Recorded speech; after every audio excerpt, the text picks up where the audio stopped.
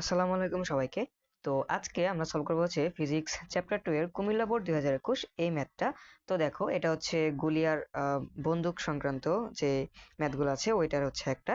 দেখো এখানে বলছে যে একটি বন্দুক থেকে 40 মিটার পার সেকেন্ড বেগে ছোড়া গুলি 50 মিটার দূরে অবস্থিত একটি তক্তার মধ্যে প্রবেশ করার 0.01 সেকেন্ড পর থেমে যায়। তো তক্তাটি একটি মাটির দেয়ালের গায়ে লাগানো ছিল। তক্তার পুরুত্ব হচ্ছে 21 সেন্টিমিটার। ঠিক আছে, তো এখানে আমার গ নম্বর কোয়েশ্চেনটা করছে বন্দুকের গুলিটি কত সময় পর তক্তা থেকে আঘাত করবে। তো দেখো এটা খুবই সহজ একটা ম্যাথ। দেখো কত সময় পর তক্তাটিকে আঘাত করবে। আচ্ছা, তো দেখো তাহলে এটা হচ্ছে আমাদের কত নম্বর, এটা হচ্ছে আমাদের 8 নম্বর, 8-এর ক। তো আমাদের দেওয়া আছে কি ভাই, দেওয়া আছে গুলির আদিবেগ দেওয়া আছে, তাই না? দেখো গুলির আদিবেগটা দেওয়া আছে এত 40 মিটার পার সেকেন্ড। আচ্ছা, তো দেখো এই আদিবেগটা কিন্তু হচ্ছে সমবেগ। কারণ কি, কারণ বন্দুক থেকে তুমি যখন গুলি ছুড়বা তো এটা কিন্তু সমবেগে যায়। ঠিক আছে, তো দেখো এখানে আমাদের দেওয়া আছে, এটাকে আমরা ভিও ধরতে পারো, ইও ধরতে পারো, তোমার ইচ্ছা। ঠিক আছে, তো আমি হচ্ছে ভি ধরলাম। এটা কত দেওয়া আছে, 40 মিটার পার সেকেন্ড।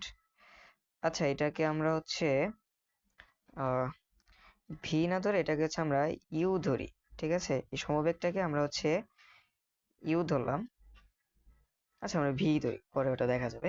তো আমি হচ্ছে ঘ নম্বরে আমার আবার ভিটা বের করতে হবে, তো সেই জন্য হচ্ছে আমি এখানে ভিতে ছিলাম। ওকে, সমস্যা নাই। তো দেখো ভি ধরলাম, ওইটা পরে দেখতেছি। দেখো তো আমাদের দেওয়া আছে হচ্ছে সমবেগ এত দেওয়া আছে এবং আমাদের দূরত্বটা কত দেওয়া আছে। দেখো এখানে কি বলছে যে 50 মিটার দূরে অবস্থিত একটি তক্তার মধ্যে প্রবেশ করে, তাই না? তার মানে তক্তাটা কত মিটার দূরে ছিল, 50 মিটার দূরে ছিল তক্তাটা। ঠিক আছে, তো 50 মিটার দূরে থাকা তক্তার মধ্যে প্রবেশ করে যেহেতু, তাহলে দূরত্বটা কত, 50 মিটার। তো এটাকে আমরা লিখলাম 50 মিটার। তো আমাদের বের করতে হবে T is equal to what. So আমরা এখন সূত্র কি জানি ভাইয়া? তো আমরা সূত্র জানি হচ্ছে এস ইজ ইকুয়াল টু ভিটি, তাই না? তো ভিটি, তো এখান থেকে তুমি যদি হচ্ছে ভিটিটাকে এই পাশে আনো, এসটাকে ওই পাশে নাও, এবং হচ্ছে টিটা যদি নির্ণয় করো তো এটা আসতেছে এস ডিভাইডেড বাই ভি। তো এইখানে আসতেছে হচ্ছে 50 ডিভাইডেড বাই হচ্ছে 40। তো এইটা ক্যালকুলেট করলে আমার আসতেছে, তো দেখো এটা আসতেছে হচ্ছে 1.25 সেকেন্ড। তো এটাই হচ্ছে আমাদের অ্যান্সার, যে গুলিটা কি করবে, এত সেকেন্ড পরে তক্তার ভিতরে প্রবেশ করবে। বুঝতে পারছো? তো এখন হচ্ছে চলো আমরা ঘ নম্বর ম্যাথটা সলভ করি। এখানে কি বলছে দেখো, এখানে বলছে যে মাটির দেওয়ালটি গুলি দ্বারা ক্ষতিগ্রস্ত হবে কিনা এইটা নির্ণয় করতে বলছে। আচ্ছা ভাইয়া, দেখো মাটির দেওয়ালটা গুলি দ্বারা ক্ষতিগ্রস্ত হবে কিনা এইটা আমরা কিভাবে নির্ণয় করবো ভাইয়া? দেখো প্রথমত মাটির দেওয়ালটা কতটুকু পুরুত্ব ছিল ভাইয়া? 21 সেন্টিমিটার পুরু ছিল, তাই না? মাটির দেওয়ালটা ছিল 21 সেন্টিমিটার পুরু। এবং কি করছে দেখো, এখানে একটু ভালোভাবে খেয়াল করো, তক্তাটা কোথায় ছিল, তক্তাটা হচ্ছে মাটির দেয়ালে লাগানো ছিল। এবং যে বন্দুক থেকে যে গুলিটা ছোড়া হয়েছে সেই গুলিটা কি করছে, তক্তার মধ্যে প্রবেশ করে, তাই না, তক্তার ভিতরে প্রবেশ করার পর কি করছে, 0.01 সেকেন্ড পর্যন্ত সে তক্তার ভেতর দিয়ে গেছে, তাই না? তার মানে তক্তার ভিতরে সে প্রবেশ করছে এবং 0.01 পর্যন্ত সে ভেতর দিকে যেতে থাকছে। ভেতর দিকে গিয়ে 0.01 সেকেন্ড পর সে থেমে গেছে, আর হচ্ছে ভেতরে যায় না। এখন আমরা হচ্ছে নির্ণয় করব যে এই 0.01 সেকেন্ডে এই যে গুলিটা, এটা কি করছে, এটা কি এই যে 21 সেন্টিমিটার পুরুত্বের যে তক্তাটা এটাকে ভেদ করতে পারছে কিনা। তার মানে আমরা নির্ণয় করব যে এই 0.01 সেকেন্ডে তক্তাটা মানে 21 সেন্টিমিটার দূরত্ব অতিক্রম করতে পারছে কিনা, এটা আমরা নির্ণয় করবো। যদি সে দূরত্ব অতিক্রম করতে পারে তাহলে হচ্ছে কি হবে, মাটির দেওয়ালটা ক্ষতিগ্রস্ত হবে। ঠিক আছে, আর যদি সে দূরত্ব অতিক্রম করতে না পারে তাহলে মাটির দেওয়ালটা ক্ষতিগ্রস্ত হবে না। তো এটাই হচ্ছে এটার কনসেপ্টটা। তো চলো আমরা এখন এটা করি। তো দেখো এটা করার জন্য আমাদের কি করতে হবে, দেখো এখানে আমাদের বেগ দেওয়া আছে, তাই না? এখানে একটু খেয়াল করো, আমরা যখন গ নম্বর ম্যাথটা করেছিলাম তখন বন্দুকটার মধ্যে কিন্তু কোনো বাধা ছিল না। ঠিক আছে, এই বন্দুকটার মধ্যে কিন্তু কোনো বাধা ছিল না, এটা কিন্তু সমবেগে যাচ্ছিল। ওকে, কিন্তু তুমি যখন এই এই ম্যাথটা যখন আমরা করতে যাব, কিন্তু এখানে দেখো কি বলে দিছে, তক্তার ভেতরে প্রবেশ করছে, তাই না? তো কি করছে এখানে দেখো 0.01 সেকেন্ড পর্যন্ত তক্তার ভেতরে প্রবেশ করে থামছে। 0.0 সেকেন্ড পর এখন যখন থেমে গেছে, কেন থামছে ভাই? অবশ্যই সেখানে একটা বাধা কাজ করছে, তাই না? সেই বাধাটা কে দিছে ভাই? সেই বাধাটা দিছে হচ্ছে এই যে তক্তা। ঠিক আছে, তক্তাটা হচ্ছে বাধা দিছে। যেহেতু তাহলে তাকে বাধা দিছে তাহলে তার বেগটা কমবে না, এবং কমতে কমতে তার বেগটা কত হবে ভাই? যেহেতু 0.01 সেকেন্ড পর থেমে গেছে, তার মানে আলটিমেটলি কি হবে, তার বেগটা কিন্তু জিরোতে গিয়ে থেমে যাবে, তাই না? তার মানে হচ্ছে তার শেষ বেগটা কত হবে, 0 হবে। কিন্তু এই ক্ষেত্রে কিন্তু আমরা আর এটাকে সমবেগ বলতে পারছি না। কেন পারছি না ভাইয়া? কারণ হচ্ছে আমরা দেখতে পারছি যে গুলিটা কি করছে, তক্তার ভেতরে, শুরুতে তার তক্তার ভেতরে যখন সে হিট করে, তক্তাকে যখন সে হিট করে তখন তার বেগ ছিল 40 মিটার/সেকেন্ড, কিন্তু একটা সময় গিয়ে তার বেগ হচ্ছে 0 হয়ে যায়, সে থেমে যায়। বুঝতে পারছো? এই জন্য হচ্ছে এখানে আর সমবেগটা হবে না। বুঝতে পারছো? তো আশা করি বুঝতে পারছো। তো চলো এখন হচ্ছে আমরা এটা করি। তো আমাদের আগে কি নির্ণয় করতে হবে? আমাদের হচ্ছে আগে নির্ণয় করতে হবে যে শেষ বেগটা কত, এটা আমরা নির্ণয় করব।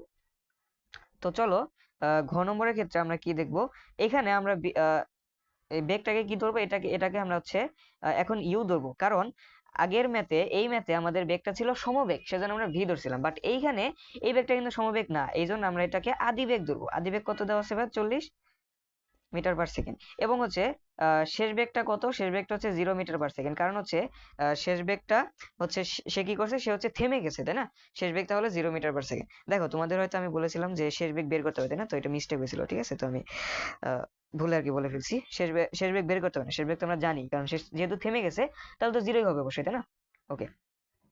তো দেখো শেষ বেগ আমরা পাইছি, আদি বেগ পাইছি, এবং হচ্ছে আমরা কি নির্ণয় করব, আমাদের টি দেওয়া আছে, তাই না? টি দেওয়া আছে কত? 0.01 সেকেন্ড। তো এই সময়টা এত সেকেন্ড পর্যন্ত সে তক্তার ভেতরে চলেছে, তাই না? এখন আমরা নির্ণয় করবো হচ্ছে এস, এস সমান কত, S is equal to what. এখন এস সমান যদি আমাদের হচ্ছে 21 সেন্টিমিটার বের হয়, তাহলে হচ্ছে আমরা বুঝতে পারবো যে হ্যাঁ, সে তক্তাটা ভেদ করেছে এবং মাটির দেয়ালটা ক্ষতিগ্রস্ত হবে। তো চলো আমরা এস ইজ ইকুয়াল টু, দেখো এখানে আমরা কি কি দেওয়া আছে, ইউ দেওয়া আছে, ভি দেওয়া আছে, আর হচ্ছে টি দেওয়া আছে। তাহলে সূত্র কোনটা ইউজ করবো ভাই? U plus v divided by 2 into হচ্ছে টি। তো ইউ ইজ ইকুয়াল টু কত? ইউ দেওয়া আছে হচ্ছে 40 প্লাস হচ্ছে 0 বা ডিভাইডেড বাই 2 ইন্টু টি হচ্ছে 0.01। তো এইটা আমার আসতেছে হচ্ছে 20 ইন্টু হচ্ছে 0.01। তো এইটা আসতেছে হচ্ছে 0.2। তো দেখো 0.2 এটা কি বের হয়েছে, এটা কি বের হয়েছে, এটা হচ্ছে আমাদের মিটারে বের হয়েছে, তাই না? তো এটাকে হচ্ছে আমরা এখন সেন্টিমিটারে নিব। তো মিটার থেকে সেন্টিমিটারে গেলে কি করতে হবে, 100 দিয়ে যদি আমি গুণ করি তাহলে হচ্ছে আমরা সেন্টিমিটার পাবো, তাই না? তো দেখো এটাকে যদি আমি হচ্ছে 100 দিয়ে গুণ করি তাহলে এটা আসতেছে 20 সেন্টিমিটার। আচ্ছা, তো এখন ভাইয়া দেখো, তার মানে আমরা দেখলাম যে এই যে গুলিটা, সে কি করছে, এত সেকেন্ডে তক্তার ভিতরে কতটুকু প্রবেশ করছে, 20 সেন্টিমিটার প্রবেশ করছে। কিন্তু ভাইয়া দেখো, আমার তক্তার পুরুত্ব কতটুকু দেওয়া ছিল, আমার তক্তার পুরুত্ব ছিল 21 সেন্টিমিটার, তাই না? তার মানে কি, সে তক্তাটা পুরোপুরি ভেদ করতে পারে নাই, এবং তার ফলে কি হবে, যেহেতু সে তক্তাটা পুরোপুরি ভেদ করতে পারে নাই, তাহলে মাটির দেয়ালটা ক্ষতিগ্রস্ত হবে না। বুঝতে পারছো? তো আশা করি বুঝতে পারছো। তো আমরা এই কথাটা হচ্ছে এখানে একটু লিখে দিব, যে আমরা লিখে দিব যে এখানে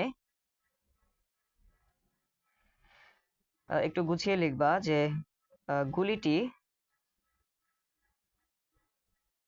বা তুমি হচ্ছে এখানে আরেকটু লিখতে পারো যে এখানে একটা জিনিস তুমি অ্যাড করতে পারো, এটা হচ্ছে তক্তার পুরুত্ব তুমি হচ্ছে ডি ধরতে পারো।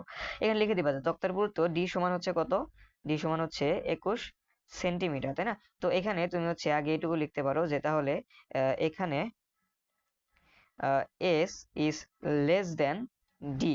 তো এস হচ্ছে এটা, তো S is less than D. তাহলে সুতরাং কি হবে, যে মাটির দেওয়ালটি গুলি দ্বারা ক্ষতিগ্রস্ত হবে না, এটা লিখে দিবা। তো সুতরাং মাটির দেওয়ালটি বন্দুকের গুলি দ্বারা